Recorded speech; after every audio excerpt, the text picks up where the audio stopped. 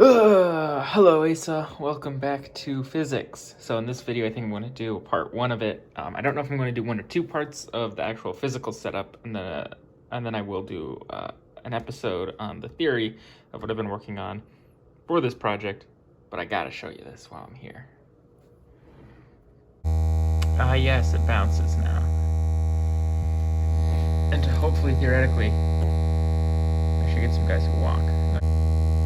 Alright, there we go. Did take me way too long to get a walker going. But that's just the name of this game.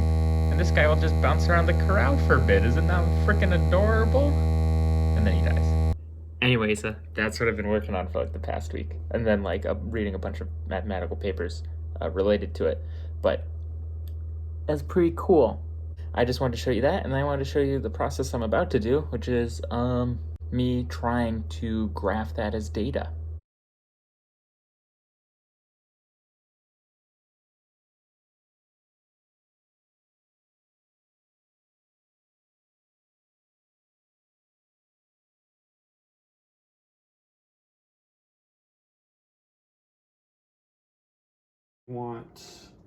Evan's helping me do data analysis. 1, 2, 3, 4.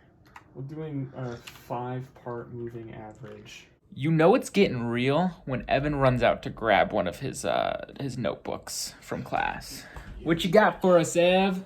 Okay, so there are different, if you take more data points, there are different order approximations you can do. Mine has like bigger peaks and valleys, but yeah, it's not. That's what I'm saying. It's like, and you were using you're using a central difference? Mm-hmm. What the hell did they do? So this is just a droplet moving around in the fluid bath. Actually, what's happening here is the fluid bath is moving up and down kind of like a trampoline.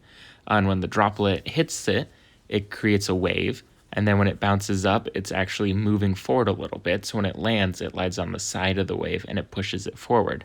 And in that way, it keeps propelling itself forward and keeps moving instead of stopping and staying in the same place. And in this go around, you can see I plotted where the point is in every few frames. And this was in an app that lets me do this, and then it'll actually give me a bunch of data about where it is and how fast it's going. And that's what I make all of the following graphs out of. So I just took the raw XY data from the program, and I made my own velocity values, and then I took the magnitude of the velocity. I also did a smoothing technique where I averaged the last 5 to get this value to try and negate the fact that I was using my fat fingers on a small iPhone to plot the points, and assuming there was some error in that. And then I could also calculate the acceleration the same way, and I plotted all that over here. So you can see over time our velocity is pretty consistent. In blue, you'll see the raw velocity, and in orange, you'll see the smooth velocity. It just bounced off a wall, anyway, you can see it kind of has a consistent velocity. It's by no means perfect, but ideally the drop should be moving at a constant velocity when it's not bouncing off of the walls. And down here, I have it lined up as the acceleration. So you can see how it stays pretty low.